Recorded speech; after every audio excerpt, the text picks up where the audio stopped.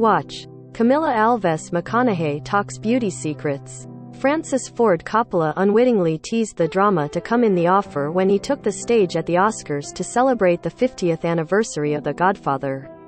Noting that he didn't have time to thank all of the extraordinary collaborators, many of them legends, who were essential in the making of the film. Coppola flanked B-stars Al Pacino and Robert De Niro, who was only in the 1974 sequel, so that was a little strange, but never mind, said he would focus on just two. One is a collaborator who I've thanked many times, and every time you see the name The Godfather, his name is above the title, Mario Puzo, the director said. And another I've never thanked, but the time is due that I do, because it was his participation and his decisions at the end that made it possible. Robert Evans. Cue the applause, and that was that. But there's a lot of water under that bridge. The upcoming Paramount limited series The Offer, premiering April 28, is about the real-life saga that was the making of The Godfather, including the at times explosive relationship between Coppola and studio head Evans, who in his 1994 memoir recalled personally firing the director 4 different times. During post-production, "He was very tough on me," Coppola acknowledged to NPR in 2016. "But I have to always say when I speak of Evans, he is not without talent. He definitely is a man with talent." Starring Matthew Good as Evans, Miles Teller as producer Al Ruddy and Dan Fogler as Coppola, The Offer is centered around Ruddy's experience getting The Godfather off the ground at Evans' behest.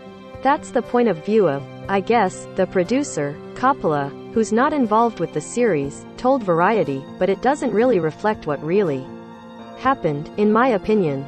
Yet by all accounts, making the film was a battle royale for nearly everyone involved. "I thought it was going to be a special failure," Coppola said of what turned out to be a humongous hit, critically and financially. "When you make a film going against the grain of what's going on at the time, those kind of films are tough. You're not doing what everyone expects or wants you to do." Which sounds like fodder for all sorts of behind-the-scenes drama.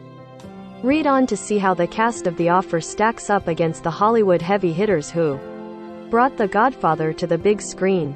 Matthew Good as Robert Evans. To paraphrase Evans himself, as head of production at Paramount Pictures, he took the company from No. 9 on the list of Hollywood's 8 major studios and turned it into the power player it still is today. And The Godfather might not be the classic it is without him. After watching the first cut, Evans told Coppola, for the producer's 1994 memoir The Kid stays in the picture, "You shot a saga, and you turned in a trailer. Now give me a movie." His critics called him crazy for wanting an even longer film, Coppola insisting that everyone else thought it was his best work.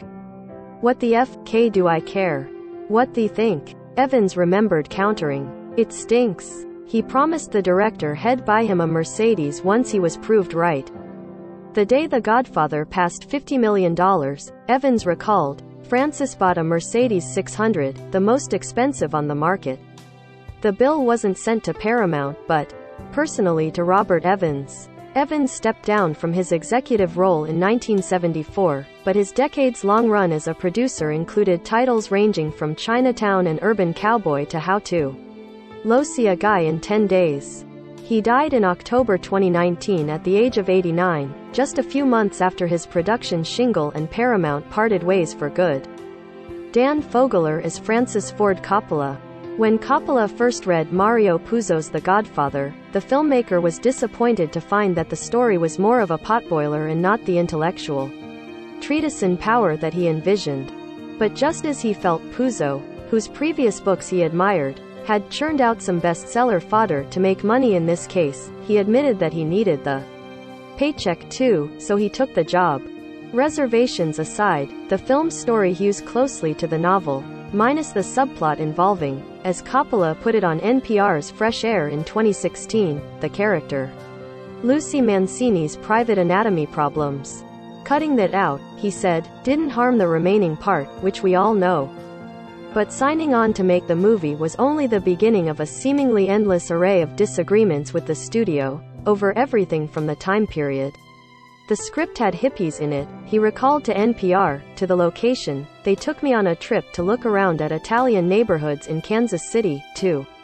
Every actor he wanted for the main roles. When all was said and sparred over, though, The Godfather made more than $250 million at the worldwide box office, making it the highest-grossing release ever until Jaws came out in 1975, and is widely considered one of the greatest movies of all time. But though it was named Best Picture at the 1973 Academy Awards and Coppola and Puzo shared the Adapted Screenplay Oscar, Coppola lost Best Director to cabaret Helmer Bob Fosse. You can watch all that jazz unfold in the FX miniseries Fosse, Verdun. Headwind for The Godfather, Part 2 in 1975. Patrick Gallo as Mario Puzo. Paramount optioned the rights to Puzo's 1969 novel The Godfather 2 years before it was published. More than 21 million copies were sold, and it spawned a series about the Corleones and their world, plus countless imitators. He also told the stories of other crime families in novels such as The Last Don and Omerta. Puzo told NPR's Fresh Air in 1996 that adapting his own book was a cinch because it was the first time I'd ever written a screenplay, so I didn't know what I was doing. The son of Italian immigrants, he explained that the euphemistic language some of his characters used was based on what he knew of how actual mobsters talked. But Puzo came up with "I am gonna make him an offer he can't refuse himself. I wrote memos on how we could plant that line because I was sure it would become a famous line," he said. "You know, I recognized the fact it would become one of those lines that people would always be using. So that was really sort of carefully constructed." Coppola shared in The Godfather notebook that Puzo told him that the title character was based in part on his own mother, who was apparently a very practical woman given to pithy remarks. Josh Zuckerman is Peter Bart. Robert Evans credited a New York Times profile that Bart wrote about him early in his career for attracting the attention of Paramount's new owners, who a month later made Evans head of European production. By 1967, he was running the studio and he brought Bart in as an executive and right-hand man because he was not Hollywood, Evans explained in The Kid Stays in the Picture. Serving as Evans' de facto consigliere, Bart suggested Coppola to direct The Godfather and was the one who convinced the reluctant Oterto do it. Miles Teller is Albert S. Ruddy. Ruddy's just the producer of The Godfather, no big deal, back when films didn't have a sports team's worth of names in that category. This movie had one. Plus associate producer Gray Frederickson, who is not listed as a character in the offer. The book wallowed at Paramount for 3 years. Ruddy, who won his second Oscar as a producer of 2005 Best Picture winner $1 Million Baby, remembered to /film in 2020. Everyone in town turned it down. Director, Fred Zinnemann. Warren Beatty. Jack Nicholson. Everyone. He recalled the studio's parent company Gulf Western pressuring Evans to sell the rights, but Evans insisted the very future of Paramount hinged on getting The Godfather made, and he tapped Ruddy to make it happen. "I got $150,000 and Francis got $150,000, and if we were going over the allowed budget of $6 million, we'd be taking it out of our own money," Ruddy said, noting that he successfully brought the picture in for about 5 cents less than $6 million. "But looking back at all the pieces that ended up forming the perfect whole, God meant it to be," Ruddy said. "I swear to God." Juno Temple is Betty McCart. Reminiscent of another savvy, ambitious character Temple is known for, here the English actress plays Betty McCart, who started in PR at 20th Century Fox and was Al Ruddy's assistant as production on The Godfather got underway. McCart later became a top talent agent and manager, with clients over the years before her death in 2013 at 81 including Tom Selleck, George Clooney, Billy D. Williams and Brian Austin Green. Justin Chambers as Marlon Brando. Brando, a famously method actor back when method really meant something, was only 47 when he transformed into iconic family patriarch and crime boss Don Vito Corleone. Another casting choice Paramount was against because, as Coppola remembered to NPR, the screen legend was supposedly difficult to work with. Sort of irresponsible, would cause big delays. Coppola had written his surveillance thriller The Conversation with Brando in mind, but the mercurial performer turned it down. The role went to Gene Hackman a few years later. Puzo took credit for suggesting Brando for the titular role in The Godfather, though he admitted that Coppola was the one who finally got the adamantly opposed studio to say yes. Coppola told NPR that Paramount agreed he could hire Brando if the Oscar winner worked for free, did a screen test and put up $1 million of his own money as insurance that he wouldn't topple the whole production. The director decided he'd first get Brando to agree to the test and figure out the rest from there, securing the meeting by asking the star if he'd like to do a little experiment and kind of improv and see what playing an Italian might be like. The offer better include Coppola's recollection of showing up at Brando's house with sausages and provolone cheese and the legend coming to the door in a kimono, his long blonde hair loose and flowing. Anthony Ippolito as Al Pacino. One of Coppola's biggest battles was the fight to cast Pacino, who was a Tony winner but relatively unknown in Hollywood, as eerily calm, collected Ivy League grad turned mafia Don Michael Corleone. When I actually read the Godfather book, I kept imagining him, Coppola told the New York Times in March. And I didn't have a second choice. It was, for me, always Al Pacino. That's the reason why I was so tenacious about getting him to play Michael. That was my problem. Evans was diametrically opposed to the idea, wanting anyone but, he recalled in his memoir. But once Brando had gone to bat for Pacino, Evans gave in, on one condition: that James Caan play Michael's big brother Sonny. When Coppola called him to tell him he had the part, Pacino thought the director was full of it. It just seemed so outrageous, the actor told The Times. Here I am, talking to somebody who I think is flipped out. Damian Conrad Davis as James Caan. Caan had previously worked with Coppola on his 1969 film The Rain People, and he was fresh from tearing audiences' hearts out in the TV movie Brian's Song when he played the fiery Sonny Corleone.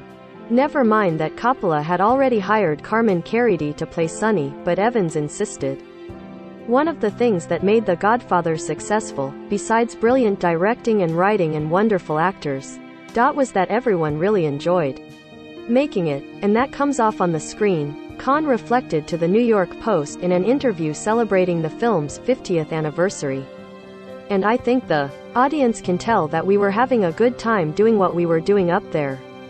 Eric Balfour as Dean Tavaleris. The production designer crafted the unforgettable look of The Godfather, earning the first of his 5 Oscar nominations and starting a decades-long professional relationship with Coppola. Tavaleris went on to work on both Godfather sequels, winning an Academy Award for Part 2. Apocalypse Now, The Outsiders, Rumble, Fish and more, as well as the 1998 remake of The Parent Trap with Lindsay Lohan and Angel Eyes starring Jennifer Lopez. Giovanni Ribisi as Joseph Colombo. Mafia boss though he was, Joe Colombo was also fiercely protective of his heritage and started the Italian-American Civil Rights League to push back against what he believed were unfair characterizations of his community in pop culture and the media. Concerned that The Godfather was going to perpetuate those stereotypes, he successfully pressured the producers to not use the terms mafia or Cosa Nostra, the Sicilian Mafia, in the film. Colombo was shot and paralyzed during his organization's second annual Unity Day rally in New York's Columbus Circle on June 28, 1971. He remained in poor health and largely confined to his home in Brooklyn until he died on May 22, 1978, at the age of 54. Frank John Hughes as Frank Sinatra.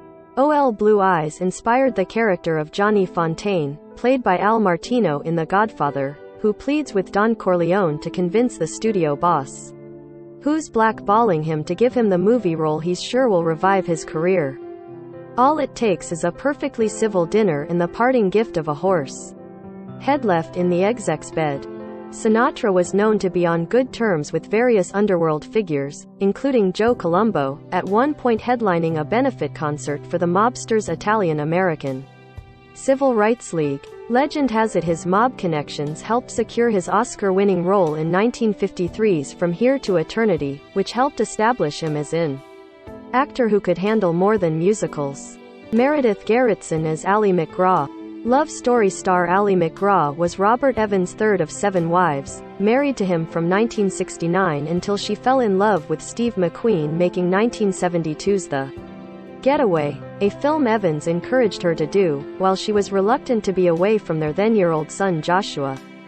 Mcgraw and McQueen were married from July 1973 until August 1978, but she attended the 2002 ceremony when Evans received his star on the Hollywood Walk of Fame, remaining friends with him for the rest of his life.